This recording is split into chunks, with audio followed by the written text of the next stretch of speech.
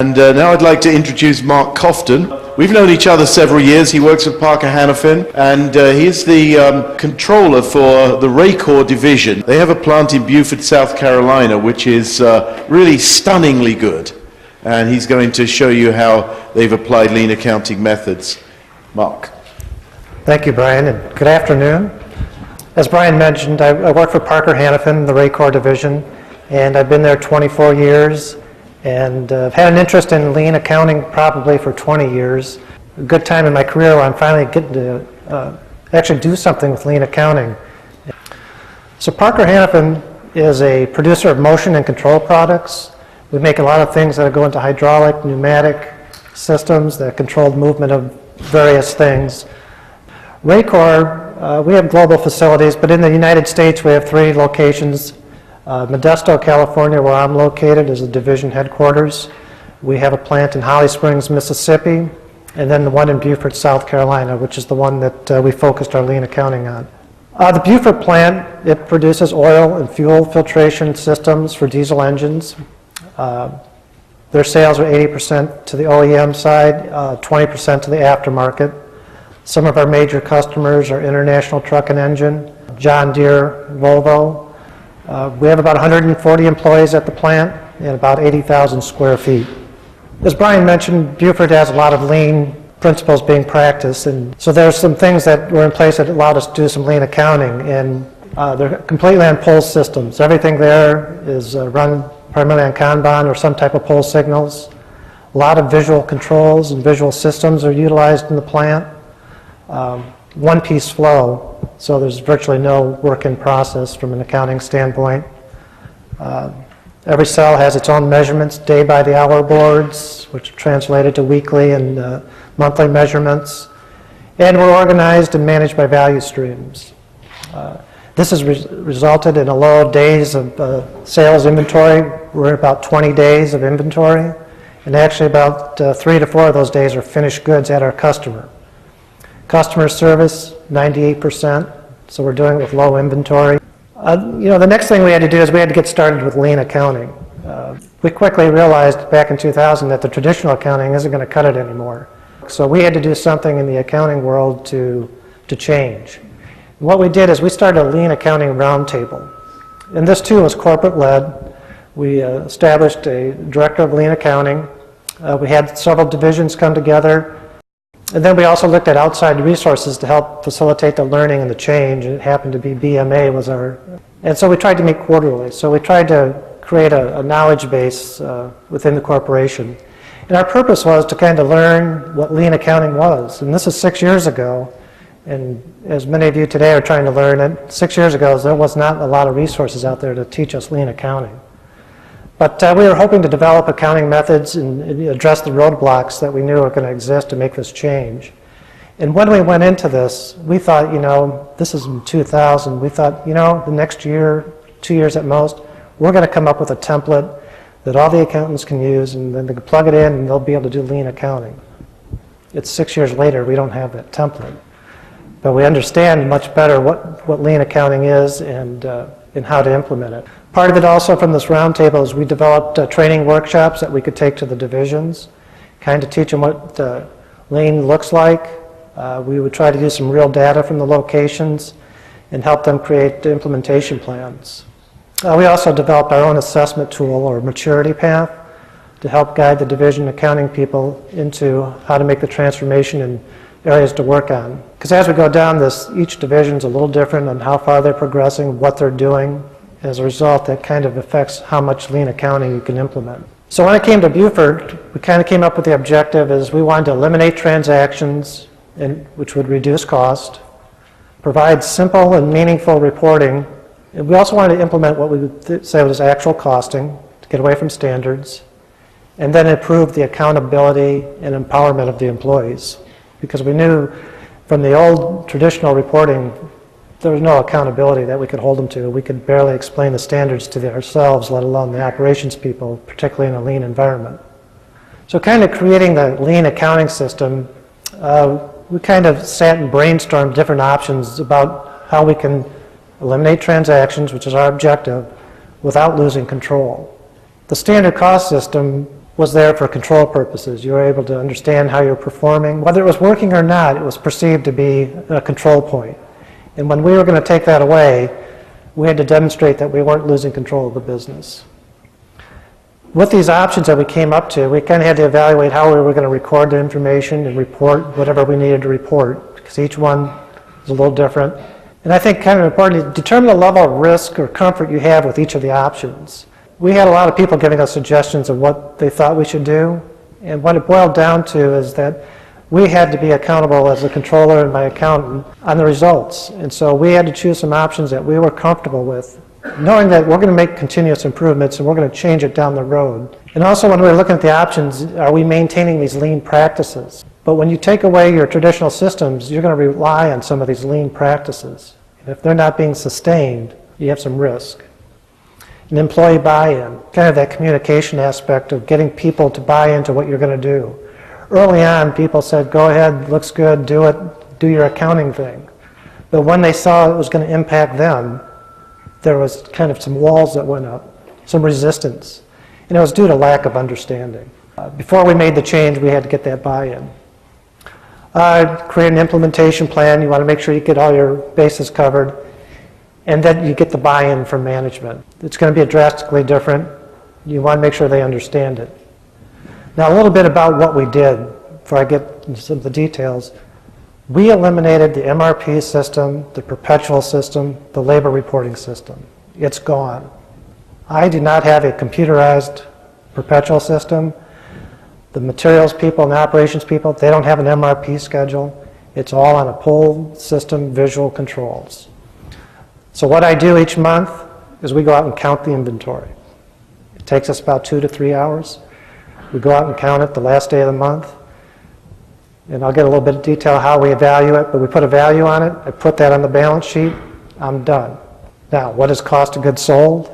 I kind of, bad word, but I kind of back into it.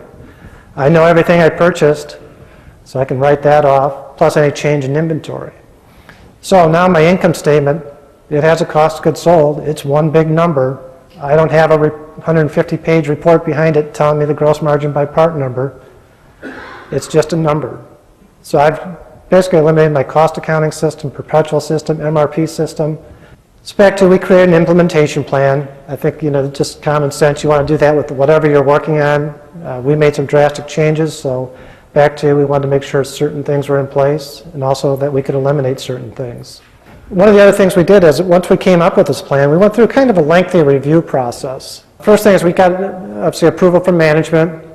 We actually went to internal audit. We invited them into our location, presented what we wanted to do, and they're actually pretty helpful. They actually came up with some ideas that we were able to use. Went to external audit. We have Price Waterhouse. We wanted to make sure they're aware of what we were doing. We were just one location out of hundreds, but this is going to be evolving practices, and we want to make sure everybody understood what was coming at them. Also tried to make sure, avoid oversights to any of our policies or to gap, so having other people look at it was helpful. Maintain necessary reporting requirements. As I mentioned, we did a pretty drastic change, but there's certain reporting requirements within the corporation that you're going to have to maintain, or possibly even for tax reporting purposes. As I said, seek ideas for improving the integrity and buy-in. That was part of the review process. And at the time when we did this, we did a policy deviation approval. The corporate policy was pretty regimented towards a standard cost accounting type practice and spelled out what your control points were. So what I did, and this is what the corporation decided to do at the time, is this is just a one-page letter. What the purpose was to tell them what policy we were going to basically violate, but however, what controls we had in place to say we had compensating controls, and then we had sign-offs on this. And it just happens to be that I signed it, my group controller signed it, the director of lean accounting signed it, corporate controller signed it, internal audit wouldn't sign it. They came, they reviewed it, they blessed it, they gave us ideas, but out of principle they said, we're not going to sign it because it's violation of policy, and the policy states this. So since then, what we're doing and migrating to is we're going to change the policies so it allows us to do standard cost accounting as well as some type of lean accounting. But just this week we made some decisions. with Brian's help to identify the policies that need to be rewriting. And we've got a couple teams that are going to look at them, and over the next several months we're going to rewrite the policies to give us the flexibility and not have to go through an approval process like this. Something else we did is we did some parallel testing to kind of compare the results. And I had management saying, you're going to go to this, what's going to happen to earnings? And they're definitely afraid I was going to report something drastically different than I had before. So we did compare results. And the way we did it, since I didn't have a big computer system going forward, I was able to do some parallel testing for 3 or 4 months of data within just a couple of weeks. Also, when you do some of this, you want to validate this process capability. Is it going to work? Is the data integrity going to be there? Because what I've gone to is I've gone to an Excel spreadsheet. It makes me a little bit nervous that I've replaced some highly sophisticated computer programming with thousands of lines of programming with an Excel spreadsheet. And so you want to make sure you have the integrity there. Spreadsheets are subject to error. The real-time processing to ensure timeliness. Back to, we're taking a physical inventory every month. We're not stopping production. We're doing it at the last day during second shift in a 2 to 3 hour period. We have a dedicated team that goes out same time. They go out and count the parts. And back to, it has to be quick, accurate, and we don't want to interrupt production. And yeah, back to present data to management and internal audit to show the financial impact, which effectively there was none. Back to what I said, we needed some things in place from our lean practices to make sure that this was going to work, and some other things. Needed the item master and the bill of materials needed to be accurate because we utilized that information out of the system still. The third point, inventory needs to be stocked at its designated area. Back to one of the lean practices is you have standard locations for everything. Parts aren't moving around. You want to make sure that they're there because you don't want to waste time trying to find them. Container quantities need to be accurate. We have these bins that are supposed to hold like 100 parts. Well, early on, the plant accountant and myself, we went out and said, well, let's see if that's true. Sure enough, we went out there. Some are mounded. Some just had a few on the bottom. We talked to the value stream manager. We said, what's going on? Standard practice is, standard work is to have 100. He goes, well, it's close. We know we have parts. I said, well, if we're going to do lean accounting, we're going to put reliance on you doing these lean principles and doing them effectively. And they have changed their practices. We now have consistent quantities because we're not going to count every part. We're going to count the containers. And so that was something we had to work on before we could do our implementation. Some of the accuracy of your accounts payable transactions. A system you wouldn't think affects it, but as I mentioned, I write off everything I purchase each month, and if I do a bad accounts payable setup or something, it goes right to my bottom line, where historically it would be stuck in my accounts payable and my inventory possibly, and it wouldn't bother me. But now that this is pretty lean, it goes right to the bottom line quickly. We needed standard work. We've created that both for the accounting and the physical inventory process, and then just updated our Sarbanes-Oxley documentation. And I think part of that is don't let people tell you Sarbanes-Oxley won't let you do this. It will. You just maybe need to document it a little differently. With the physical inventory, this is just an example of one of our worksheets. With everything stored in its standard location, we have pre-printed worksheets for each of the areas. The people taking the inventory just have to fill in the column with the count of the number of containers in there. The worksheet's already pre-populated with how many parts per container. These are turned into the plant accountant. He keys them in. He has an inventory fairly quickly. We do this, we've segregated the plant into probably about 20 different locations. So we have teams that can go out and do these areas quickly. And if necessary, sometimes parts do move around. They can write new part numbers in there, and we'll make sure we have them accounted for. So the material cost, once we've taken our physical inventory, what we do is we download the bill of materials and the last 4 purchase orders. And we just take the purchase order price off the PO and put that against any purchase type items. Now back to, I mentioned the item master and bill of material earlier. The item master will tell us if it's a make or purchased item. So we download that information, anything that's got a purchase, we make sure we have a PO price for it. Likewise, the bill of material, if we have some full up assemblies, we want to blow it down to its lowest components so that we can attach the purchase price to those components. And then by doing this, back to we're using actual cost, purchase price variance is eliminated. Back to we have 20 days DSI, we have a lot of blanket orders and strategic procurement agreements. prices don't change that often. And we're thinking down the road, maybe we don't download all this information every month, but right now we've been doing this for about a year. We might be a little bit more diligent than we need to be in the future, but we want to make sure we're doing things right. The other part of it is conversion costs. There is no more labor reporting. Conversion cost is what everybody we know is direct labor and overhead. And what we do on the conversion cost for inventory purposes, we have value streams. We take the cost of the value streams and divide it by the units produced. It gives me a cost per unit. And then back to anything on the physical inventory list that's a make part, we assign the conversion cost to it. And that would be our inventory value for any make parts. Third point, parts produced is calculated based on units sold and change in inventory. This is one of the things internal audit helped us with. So then we come up with unit cost, material plus conversion, and it's based on the latest actual cost. Things that we've been using it for is if we want to do a cost of sales calculation, we could do it. We don't necessarily, but if someone wants to know a margin of a product, we actually use it for some scrap reporting.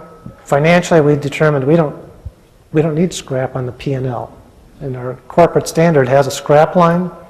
We don't need it, but internally we have some cost of quality type reporting and some other metrics that require some scrap numbers. So we're calculating one. This last one is that there's a big corporate database that the marketing people look at that we need to populate with some standards just to make them happy, if you will. So we're going to load up once a year our conversion cost and material cost and call it a standard. So what we were able to do with this, transactions eliminated. As I mentioned, there's no more work orders because we don't have a perpetual system. There's no more inventory transactions. We're not back flushing. We don't have to do cycle count adjustments, stocking, relieving finished goods.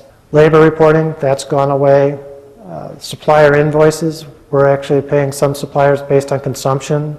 With this new approach to valuing inventory and doing cost of goods sold, we've reduced 25% of our journal vouchers in a month-end closing process. And I mentioned earlier, purchase orders have been implemented widely. This is our lean income statement that we use for reporting to the operations. We kind of do a current month, year to date. Got 3 value streams. We show the sales, inventory purchases, and then the various categories of just spending. Personnel costs, shop supplies, and then near the bottom we come up with increased, decreased inventory to come up with an earnings by value stream. We try to do as much directly identifiable cost as possible for this type of statement. We do employ a hurdle rate for those things that are support functions that we choose not to allocate back to the value streams. This is much more meaningful to the value stream managers in understanding the profitability of the business than the traditional statements. So the benefits of lean accounting, we're now supporting lean manufacturing. We're much more in tune with what they're doing and trying to do. We've eliminated plenty of waste and unnecessary reporting. The cost information is based on actuals. Don't have to worry about standards and variances. People seem to relate to actual data better. Eliminated anti-lean measurements. We're not asking people to explain PPV and absorption and variances. And probably one of the interesting points is the controls have been moved to the place of work and not coming from accounting. Back to we have cell measurements, and they're not getting a report from us once a month that they're trying to react to. I mean, when they post on their day by the hour, when they're writing it up on that board each hour, they know what's going on and they know when they have a problem. And it doesn't take a long time for them to hear from us to find out what's going on or if there's a problem. Everybody's tried the easy stuff. This stuff it's simple, but it's not always easy, and you're going to have roadblocks and issues. And don't be afraid to take them on.